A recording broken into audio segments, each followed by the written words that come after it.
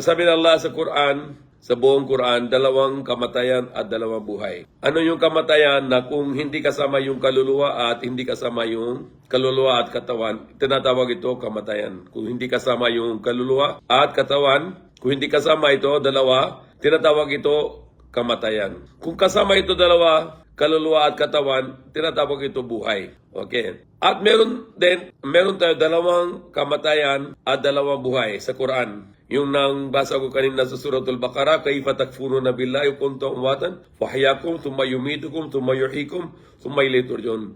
How you can disbelieve in Allah? Paano kayo na hindi na panampalataya kay Allah na kayo na lahat matay? At bibigay siya ng buhay at bibigay siya ulit ng kamatayan at lahat ng buhay sa araw ng paghukom. Kahit sa Quran sabi ng Allah sa Surah number 40, verse number 11, Qalu ammatna sanataini wa ahyayta sanataini fa atarafna bi dhunubina fa ilala khuruj min sabil.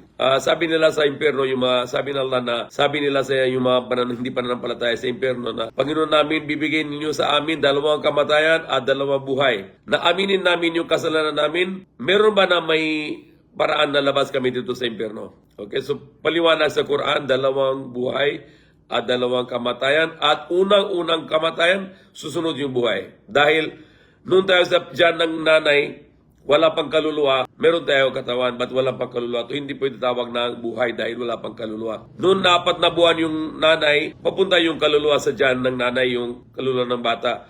Yan na maging buhay yung bata sa dyan ng nanay. Sa 4 na buwan ng buntis yung nanay. Okay? Kung labas yung bata na yun, buhay pa rin siya. Doon sa dyan ng nanay, buhay pa rin. At labas siya dito sa mundo, buhay pa rin siya. Hanggang nababaya papunta sa kanya yung anghel ng kamatayan, kunin niya yung kaluluwa niya, yan ng pangalawang magkamatayan. At hindi na babalik yung kaluluwa kung patay na yung ito tao, hanggang sa araw ng paghukom, hanggang sa araw ng buhay ng tao. Okay, dahil sabi ng Allah sa Quran, Barzakhun ila yomi yubathun. Barzakh is barrier, arang, bakod. Ito yung kaluluwa, ito yung katawan. Hindi nakasama pwede na yun hanggang sa ila yomi yubasun. Until the yom, araw na pagbuhay ng tao. So paliwanag ito. At nababalik yung kaluluwa sa katawan, araw na paghukom. At labas tayo sa libingan, araw na paghukom. Ito pangalawang buhay. Yan na sa Quran. Sa buong Quran, dalawang buhay, dalawang kamatayan. Kaya sabi ng Allah yung dalawang buhay, awalahu wa akhirah. Awal, una, akhirah, huli. Okay? So kung na yung mga ibang scholar sabi nila, kung pasok yung libing yung katawan, tapos babalik yung kaluluwa, hindi sa Quran. Kung meron na ba ibang hadis na at contradict sa Quran, hindi tayo sumunod sa hadis na kung contradict sa Quran. Dahil sabi ni Prophet Muhammad SAW, kung may sabi ng sayo na isang tao na, at yan na sinabi niya na contradiction sa Quran, hindi na kung sinabi ito. Okay, paliwanag. Ginawa ng tao lang, mga gawa ng tao lang yan. Dahil lahat ng yung sabi ng Prophet Muhammad SAW, according to Quran, dahil siya na yung tanggap ng Quran, at ano ginawa niya si Prophet Muhammad SAW? Paliwanag niya yung Quran. Paano siya na paliwanag Quran? Galing kay Allah din yung paliwanagan. Siya na yung Allah na bibigay sa kanya paliwanagan na sa tao na yan ng paliwanag ng Quran na tinatawag ito hadis. Hadis si Rasulullah SAW. So, kung mayroon na hadis na ginawa ng tao na contradict sa Quran, hindi na kailangan na sumunod dahil contradiction sa Quran, hindi pwede na tama dahil Quran is the Furqan, criterion between right and wrong. So yung kung balik dito sa katawan natin sa lupa, yan ng libing ng katawan. Meron din tayo na libing ng kaluluwa. Ano yung libing ng kaluluwa? Dalawang klase. Sa Quran, Surah Al-Mutaffifin. Iliyon, si Jin. Ano yung iliyon? Yung lugar na mataas. Sa unang langit, sa taas ng unang langit hanggang sa taas ng 7 langit. Yan ang lugar ng iliyon. Kaya si Prophet Muhammad pupunta sa Miraj, doon siya kita na lahat ng propeta, doon sa unang langit, pangalawa, pangatlo, 4, 5, 6, 7 langit. Sa 7 langit siya nakita kay Prophet Ibrahim. Sa pang-6 ng langit, nakita niya kay Prophet Moses. Hindi yung kaluluwa dito sa lupa. Hindi pwede dahil sabi ng Allah sa Quran, Surah Az-Zumur, Allahu yatawaffal anfusa hina mautiha wallati lam tamut fi manamiha yumsiku allati qada 'alayha al-maut wa yursilu al-ukhra ila ajalin musamma. Paliwanag ito. Sabi ng Allah na kinuha ng Allah yung kaluluwa na isang tao na matay at kinuha niya yung tao na hindi matay sa libing, sa tulog niya. Okay? So yan ang isa pang aral na yon. Isang kamatayan, 100%. Dalawang klaseng ganitong kamatayan na 100% patay. una-una na hindi pa likha ng Allah na yung katawan natin, kaluluwa kay Allah at katawan natin dito sa lupa. Kung kasama yung kaluluwa at katawan, maging isang unang buhay na yun. Kung tulog isang tao, ito tawag to kalahating kamatayan. Araw-araw tayo namatay. Dahil na sabi ni Prophet Muhammad SAW, an-nawmu nisful maut. The tulog, yan ng kalahating kamatayan. 50%. Okay? Kung tao isang tulog, yan tawag ito patay na 50%. Dahil yung kaluluwa niya labas, kunti na. Yung 50% labas na yun. 50% sa loob ng katawan niya. So yung tao na tulog, 50% dead. Umaga, balik yung kaluluwa 50%, maging buhay siya. Ano sabi ng Allah? فَيُمْسِكُ الَّتِي قَضَى عَلَيْهَا الْمَوْتِ. Hawag niya na yung kaluluwa na decision niya na mamatay, hindi balik yung kaluluwa. وَيُرْسِلْ الْأُخْرَى إِلَى أَجَلٍ مُّسَمًّى. At yung mga tulog niyon, balik yung kaluluwa. Okay, yung kalati na kuha ng Allah, balik yung kaluluwa para maging buhay yung mga na tulog lang. Ngayon, maliwanag ito na hindi babalik kaluluwa. Kung sabi nila na babalik dito sa lupa tapos buhay, hindi sila maniniwala sa Quran dahil nagagawa nila 3 buhay na yun. Dahil sa Quran, 2 buhay lang.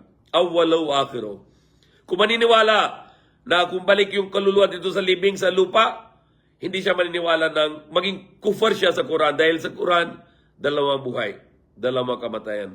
Maliwanag, fayumsikul lati qada aliyal maut. Hawag niya na yung kaluluwa na decide ni Allah na mamatay, hindi babalik yung kaluluwa. Okay? At 2 lugar ng kaluluwa. Yung katawan, living dito sa lupa, yung kaluluwa ng mabuti tao sa iliyon, sa lampas ng unang langit hanggang sa 7 langit. At yung masamang kaluluwa, hindi naakyat sa unang langit. Dahil sabi sa Quran na the doors of the heaven will not be open for them. The doors of the sky will not be open for them. Bago pa ito napapunta sa iyong mga anghel para kuha ng yung kaluluwa ng tao. Kung masamang tao, dadalhin nila na yung damit para sa kaluluwa na masama, mabaho, marumi. Kung mabuti yung tao, dala ng mga anghel na yung damit, malinis, mabago, magandang damit. Meron tayo yung damit para sa katawan, kafan. Ganun din, meron din tayong damit sa kaluluwa, dala ng mga anghel. So ganun din, kung may libing sa tao, sa katawan, ganun din may libing sa kaluluwa. Okay? So yung dala ng anghel, yung tela na yung spiritual, sa mabuti soul, mabuti kaluluwa, magandang, mabago, malinis na tela. Balot yung kaluluwa, akyat dun sa unang langit, open the gate. Sa papunta sa taas ng unang langit. Kung masamang, at saan na duman yung mabuting kaluluwa, sabi ng mga anghel, maganda ito tao at mabuti yung kaluluwa na yung amoy niya, hindi masama, maganda, mabango. At kung akyat yung masamang kaluluwa, nabalot sa yung masamang tela, sabi ng mga anghel, ito masamang tao at masama yung amoy niya. Okay, so maliwanag ito na 2 klaseng kafan din, yung balot ng yung kaluluwa.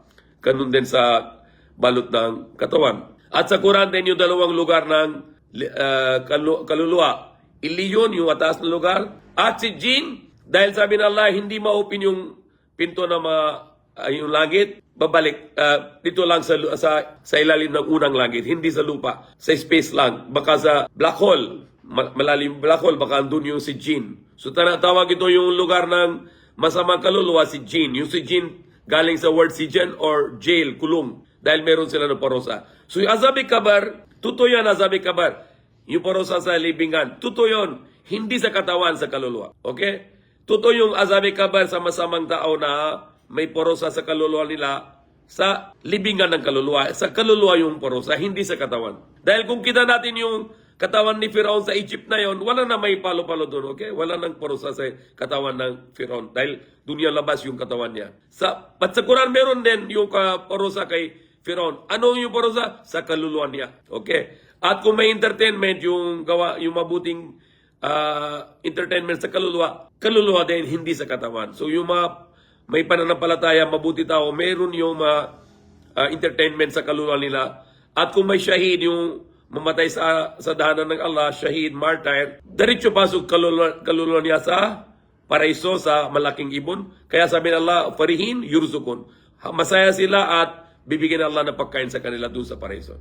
At meron tayo araw ng paghukom, so andun yung physical punishment, actual punishment, katawan at kaluluwa. Dahil yung araw ng paghukom is parang court. may judge si Allah subhanahu wa ta'ala, may witness, at may guilty na yun papunta sa impyerno. Kung dito na umpisa dito sa lupa na yun, balik yung kaluluwa at purusa na, bakit kailangan pa ng araw ng paghukom? So hindi tama na paniniwala na ito. Balik yung kaluluwa at purusa sa iyong katawan, hindi tama yun. Purusa sa kaluluwa. Purusa sa iyong kaluluwa at kaluluwa lang. At araw ng paghukom, meron na actual punishment sa katawan at kaluluwa sa araw ng paghukom.